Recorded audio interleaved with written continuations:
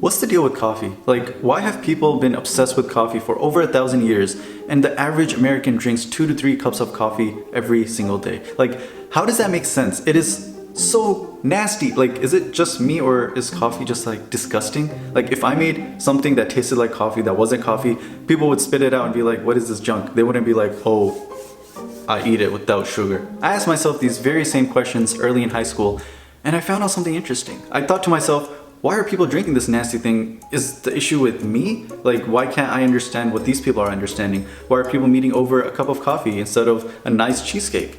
These things started coming in my head and I was like, I want to figure this out. And I found out some very interesting things that you can benefit from. So up until this point, I rarely ever had coffee. Like, it disgusted me. And by coffee, I mean real coffee, like not milkshake with a drizzle of coffee flavor, like actual authentic coffee. And just a side note for you guys, the coffee you guys drink it's not coffee, it's a milkshake. It's a vanilla milkshake with a drizzle of coffee that accidentally fell in there. Like, there should be a little warning sign that says your coffee beverage may contain trace amounts of coffee. So I made my way to an authentic, high quality coffee maker like Starbucks. In hindsight, I literally knew nothing about coffee. Like, what was I even thinking? So I went into the store, I opened the doors, and the smell of coffee just smacked me in the face. And I thought, wow, I think this is a time when I'm gonna change. I'm gonna start loving coffee after this day. And it was actually amazing. Everything went just as planned. I got my drip coffee and I had a taste. And I thought, wow, that caramel texture, that sugary notes that people talk about,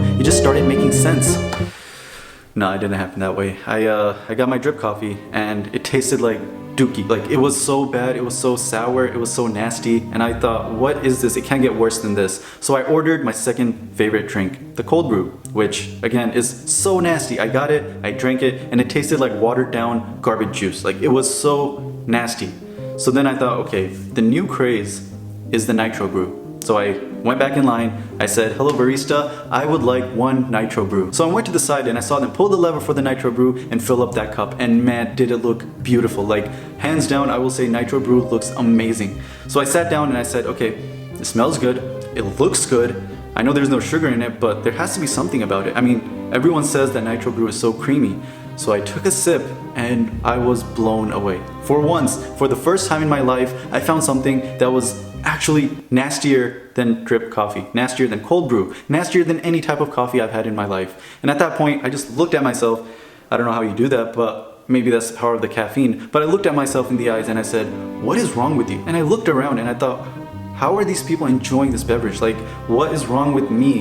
Why can't I enjoy it? And it wasn't until the next person in line went up that everything clicked for me. He went up to the barista and said, hi, can I get one nitro brew with 3 pumps of vanilla and 3 pumps of caramel? Now, the average pump at Starbucks has, I think, about 5 grams of sugar. So just off of that, he added 30 grams of sugar. And that's when it made sense. That's when it clicked for me.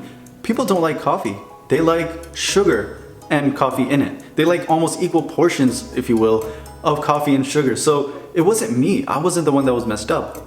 It was the industry that's been basically propagating this idea that coffee is sweet, is tasty, is all those things. Real quick guys, it means the world to me that you're staying tuned to this point. And if you have, then consider smashing that like and subscribe button. It means the world to me when you guys are participating and engaging. And I'd really like to hear from you guys. So that only answers a part of the question. Why do people like coffee? Because they add a lot of sugar to it and make it not nasty. But why was it so nasty to begin with? And still, why are people drinking black coffee?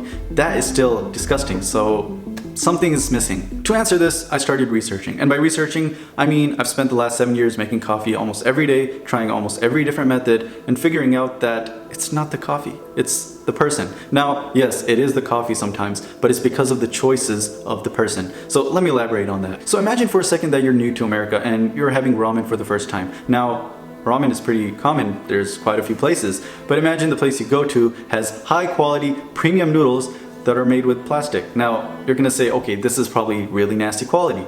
Okay, that makes sense. Now, let's also say that the food is expired. You're gonna, again, say it's disgusting, probably feel nauseous afterwards, and leave the restaurant. The first time you say this, you're gonna think, that restaurant was trash, let me try another place.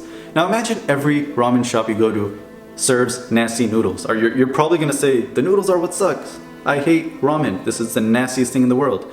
But what you didn't realize is that all the ingredients were trash and expired. And that's exactly what's going on with coffee. Most of the coffee beans you have, about 90%, now I don't have the statistics precisely, but around 90% of coffee makers out there make stale coffee. Like, you're literally drinking flat Coke and thinking that Coke sucks. Like, you're not getting the authentic thingy. You're literally just getting expired crap and making coffee out of it. To get a good cup of coffee, you need two things. You need good beans and a good brewing method. So that means that the coffee beans you're getting, the ones you're starting off with, have to be good quality to begin with. And only then can you precisely brew the coffee and get a good cup of coffee. So when I say good cup of coffee, what I really mean is a cup that tastes almost kind of fruity, but not too acidic, not too bitter, just in the middle, almost in a neutral zone between both sides. And that cup of coffee is so much easier to drink and it's actually enjoyable. So that's where the issue begins. You go to a coffee shop and they have really old, musty coffee beans, and then they're making you a cup of coffee to which you think, this is gross. So then you make a rash decision to, I don't know, buy your own beans. So then you go back to the store and you say, you know what, instead of getting their coffee,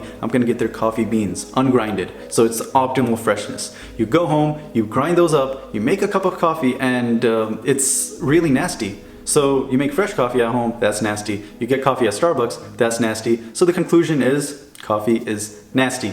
That's not fair, and let me tell you why. The coffee beans that Starbucks has on its shelves and the ones they use are all stale. So even though you're getting a fresh bag, that thing's probably really spoiled on its own. So how does the average person make good coffee at home? I mean, most of the options are really nasty, so what can you do about that? So basically you have one option. Get good beans, and then after that it's all under your control. So what you want to do is go to a local coffee shop, or maybe even you can try out an online coffee store and get some nice coffee beans. Like, that is the essential, that is the whole point of making good coffee. So you get good coffee beans from the local shop, or my recommendation is to try out Trade Coffee. Now, Trade Coffee is not sponsoring this video, but I really love what they've been doing. They have great quality coffee, and it's really easy to personalize your preferences. So they'll show you things you like based on questions that they ask you, and basically make the whole process really streamlined. So if you're in some area that doesn't have some good coffee shops nearby, you can try this out, and I would recommend doing this. It's the easiest, fastest, and the most sustainable way to get good coffee constantly. So try that out, buy some of those coffee beans, try out different ones,